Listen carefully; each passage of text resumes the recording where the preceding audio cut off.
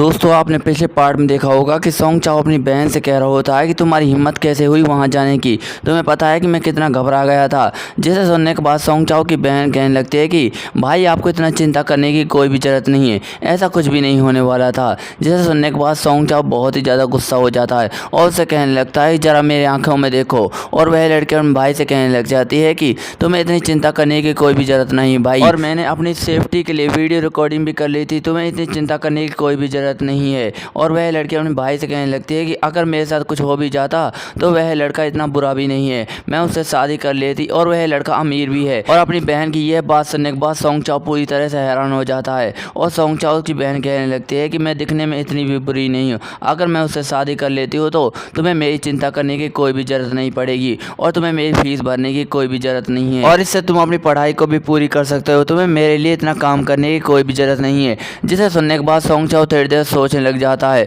और अपनी बहन से कहने लगता है कि बहन तुम क्या पागल हो गई हो, तुम उस लड़के से शादी करने वाली थी जिसे मैंने अभी अभी पीटा है, क्या तुम पागल हो चुकी हो। और सोंग चाओ अपने मन में सोचने लग जाता है कि यह लड़की तो अपनी गरीबी की वजह से बहुत ही ज़्यादा बेवकूफ़ हो चुकी है। और सोंग चाओ अपनी बहन से कहने लग जाता है कि अब तुम्हें चिंता करने की कोई भी ज़रूरत नहीं है, अब हमें यहाँ से चलना होगा। तुम्हारे पास जो वीडियो रिकॉर्डर है वह लोग इसे लेने के लिए ज़रूर आएंगे क्योंकि तुम उन्हें इस वीडियो को दिखाकर ब्लैकमेल भी कर सकते हो। जिसे सुनने के बाद सोंग चाओ की बहन सोंग चाओ को देखने लग जाती है और सोंग चाओ कहने लग जाता है कि तुम्हें मुझे इस तरह से देखने की कोई भी ज़रूरत नहीं है, मैं तुम्हारी सेफ्टी की ही बात कर रहा हूँ, अब चलते हैं चलो यहाँ से। जिसे सुनने के बाद सोंग चाओ की बहन भागते हुए आती है और कहती है कि अब हम कहाँ जा रहे हैं। और सोंग चाओ अपनी बहन से कहने लग जाता है तुम्हें ज़्यादा बोलने की कोई भी ज़रूरत नहीं है, मैं कुछ तुम्हें दिखाना चाहता हूँ। और हम देखते हैं कि सोंग चाओ अपनी बहन को एक गैराज में ले आया होता है और उससे कहने लगता है कि तुम्हें पता ही है कि तुम्हारे भाई के पास कितनी ताकत आ चुकी है और मेरे पास बहुत सारा पैसा भी है, मेरी एक कंपनी में बहुत ही ज़्यादा अच्छी जॉब लग चुकी है और उन लोगों ने मेरे काम के बदले में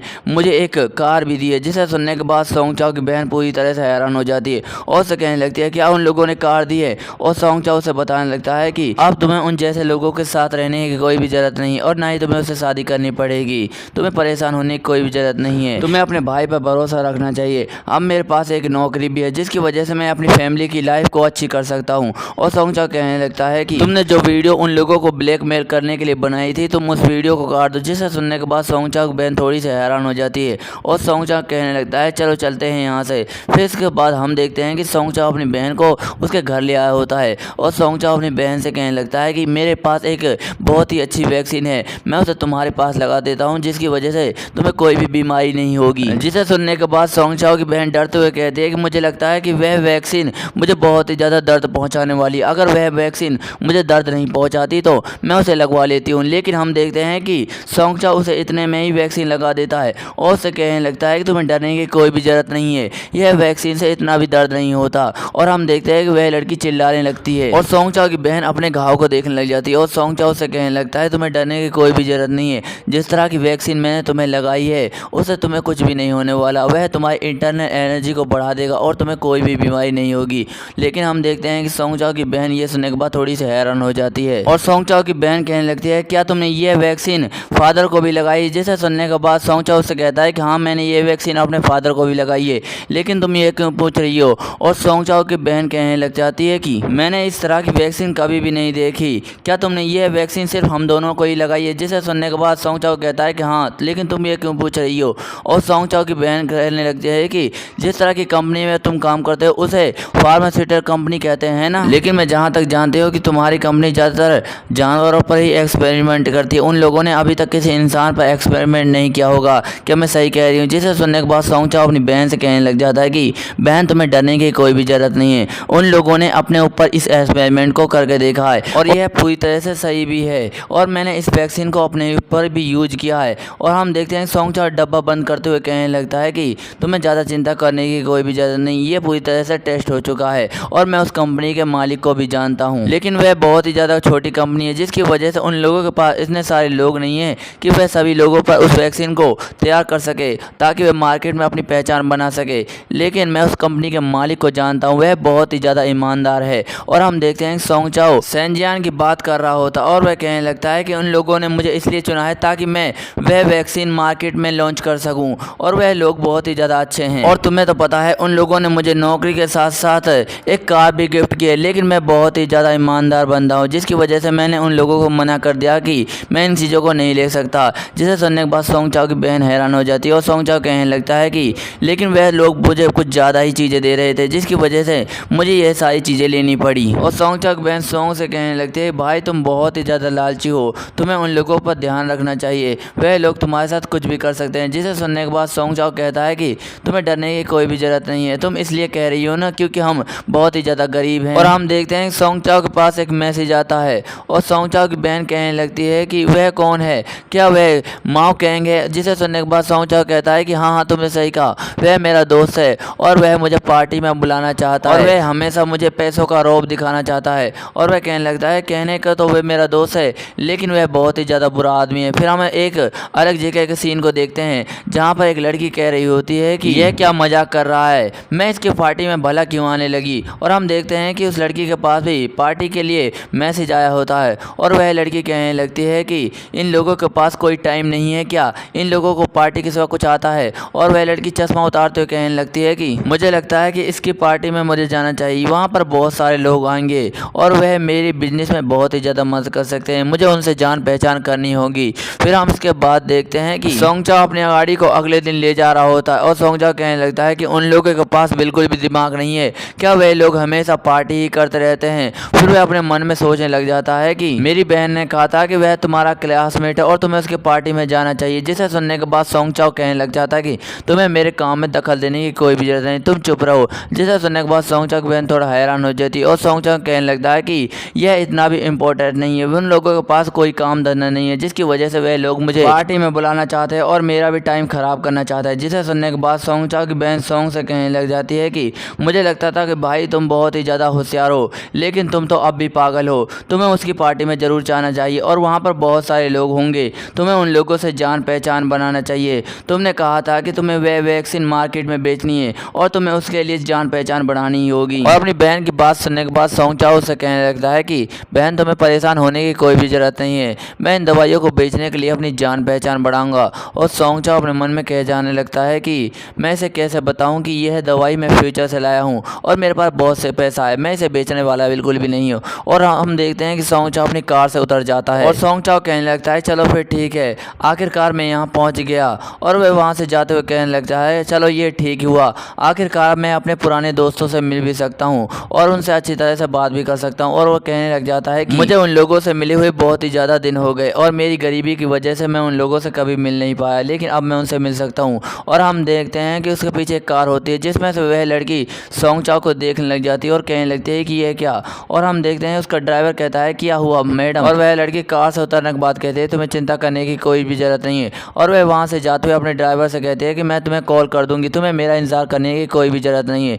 जिसे सुनने के बाद उसका ड्राइवर कहता है कि ठीक है मैडम, आपका बहुत बहुत शुक्रिया। और हम देखते हैं कि वह वहाँ से चली जाती है और वहाँ पर सोंग चाओ भी एक लिफ्ट के पास खड़ा हुआ होता है और वह लड़की सोंग चाओ के पास आ जाती है और सोंग चाओ का ध्यान भी उसकी तरफ जाता है और वह दोनों अपने मन में सोचने लग जाता है कि आखिरकार हमारे यहाँ आने से कोई भी टाइम वेस्ट नहीं हुआ। फिर इसके बाद हम देखते हैं कि वह दोनों अंदर घुस जाते हैं और हम देखते हैं कि वहाँ पर एक बंदा होता है जिसके गिलहरी जैसे दांत होते हैं। वह कहने लगता है कि आपका बहुत बहुत स्वागत है कि आप मेरी पार्टी में आए, चलो अंदर आ जाओ। और हम देखते हैं सोंग चाओ अंदर आ जाता है और वह लड़का सोंग चाओ से कहने लग जाता है कि और सोंग चाओ मुझे तुम्हें देखे हुए बहुत ज़्यादा दिन बीत गए। जिसे सुनने के बाद सोंग चाओ से देखने लग जाता है और वह लड़का सोंग चाओ से कहने लग जाता है कि लेकिन मैं जब भी तुम्हें देखता हूँ तो तुम मुझे एक गरीब के सिवा कुछ नहीं लगते। जिसे सुनने के बाद सोंग चाओ थोड़ा सा गुस्सा हो जाता है और उससे कहने लग जाता है कि मुझे लगता है कि चाहे तुम कितने भी अमीर हो जाओ तुम बोने के बोने ही रहोगे। जिसे सुनने के बाद वह लड़का बहुत ही ज़्यादा गुस्सा हो जाता है और कहता है कि ए तुम बोना किसे बोल रहे हो, तुम्हारी ये कहने की हिम्मत भी कैसे हुई। और हम देखते हैं कि सोंग चाओ के पास एक लड़का आता है, वह कहने लगता है कि सोंग चाओ क्या तुम भी यहाँ पर आए हो।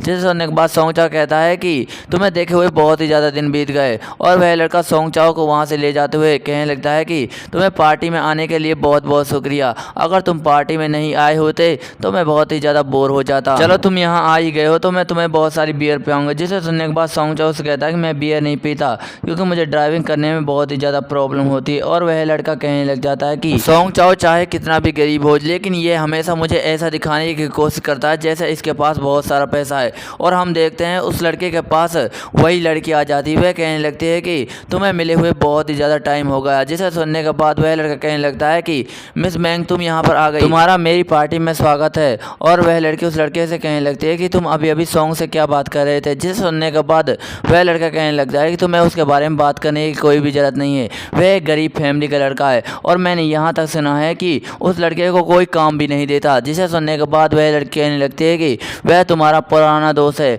और तुम्हें उसके बारे में ऐसा नहीं बोलने चाहिए, तुम बहुत ही ज़्यादा गंदे इंसान हो। और उस लड़की की बात सुनने के बाद वह लड़का थोड़ा सा मुस्कुराता और उस लड़की से कहने लग जाता है कि मुझे माफ़ कर देना मिस मैंग, मुझसे गलती होगी, मैं अगली बार ये कहने से पहले ध्यान रखूंगा।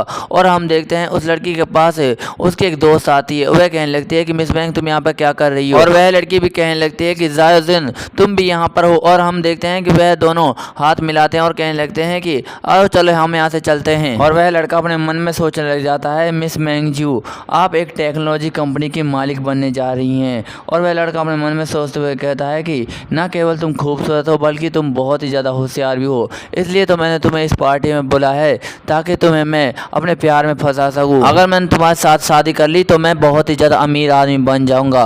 और हम देखते हैं कि वह लड़की शराब पीते हुए अपने दोस्त से कहने लगती है क्या तुम सॉन्ग चाओ के बारे में जानती हो, उसके साथ क्या चल रहा है। जिसे सुनने के बाद वह लड़की थोड़ा हैरान हो जाती है और कहने लगती है तुम उसके बारे में क्यों पूछ रही हो, वह एक गरीब फैमिली का लड़का है और उसने अपनी गरीबी की वजह से अपनी पढ़ाई भी छोड़ दी। जिसे सुनने के बाद वह लड़की थोड़ी शांत होती है और वह लड़की थोड़ा सा मुंह बनाते हुए अपने दोस्त से कहती है कि एक बहुत बड़ी राजकुमारी एक गरीब लड़की के बारे में क्यों पूछ रही, क्या उससे प्यार करने लगी है। जिसे सुनने के बाद वह लड़की कहने लगती है ऐसी कोई बात नहीं, तुम्हें इस कामों में बोलने की कोई भी जरूरत नहीं है। और वह लड़की थोड़ा शांत हुए अपने मन में सोचने लग जाती है कि मुझे नहीं लगता कि वह लड़का कोई गरीब है, जब मैं यहाँ आई थी तो उसके पास एक बहुत ही अच्छी कार थी, ऐसा लगता है कि वह कार बहुत ही ज़्यादा महंगी थी। और वह कहने लगती है कि लेकिन मुझे इस कामों से कोई मतलब नहीं रखना चाहिए, मुझे अपने काम से काम रखना चाहिए। और हम देखते हैं कि एक लाल बाल वाली लड़की अपने दोस्त से कहने लग जाती है कि तुम सब लड़कों के साथ क्या चल रहा है, क्या तुम साइंटिफिक चीज़ों में इंटरेस्ट रखते हो। जिसे सुनने के बाद एक लड़का कहने लगता है कि ऐसी कोई बात नहीं है, तुम्हें कोई गलत फहमी हुई है, अभी हम स्टडी कर रहे हैं। और हम देखते हैं कि वहाँ पर बहुत सारे लोग आपस में बात कर रहे होते हैं और वह लड़की इनसे परेशान हो जाती है और अकेली होकर सोचने लग जाती है आज मेरे साथ बहुत ही बुरा दिन गया, ऐसा लगता है कि मैं अपनी कंपनी की वजह से बहुत ही ज़्यादा लालची हो रही हूँ। जिस प्रोजेक्ट में मैं काम कर रही हूँ वह पूरी तरह से कंप्लीट नहीं हुआ है और उसमें मुझे बहुत सारा पैसा चाहिए, जिसके लिए मुझे कुछ लोगों की मदद चाहिए। लेकिन मुझे यहाँ आने के बाद पता लगा कि यहाँ पर तो कोई भी लोग नहीं है, यहाँ पर सब बेवकूफ़ भरे पड़े हैं। मुझे लगता है कि मुझे यहाँ खाना पीना खाकर यहाँ से चला जाना चाहिए। और हम देखते हैं कि वही लड़का सॉन्ग चाओ को शराब पिलाने लगता है और कहता है कि तुम शराब क्यों नहीं पी रहे हो, तुम्हें मेरे साथ शराब पीनी चाहिए। जिसे सुनने के बाद सॉन्ग चाओ उससे कहता है कि तुम ऐसा मत कहो, मैं ड्राइविंग करता हूँ, इसकी वजह से मुझे बहुत ही ज़्यादा परेशानी होने वाली है। और वह लड़का कहने लग जाता है कि तुम्हें चिंता करने की कोई भी ज़रूरत नहीं, मैं तुम्हें कोई ज़्यादा शराब नहीं पिलाने वाला, तुम थोड़ी सी शराब पी लो तो कोई तुम पर नहीं हंसने वाला और ना ही तुम नशे में होने वाले हो। और हम देखते हैं कि उस लड़के के मन में एक खुराफाती आइडिया चल रहा होता है और वह लड़का कहने लग जाता है मुझे देखो जरा मिस मैंग, मैं सॉन्ग चाओ जैसे गरीब लड़के को बहुत सारी शराब पिलाने के बाद इसे गंदी गंदी हरकत करवाऊंगा और इसे बचा लूँगा और तुम्हारे सामने एक अच्छा इंसान बन जाऊँगा।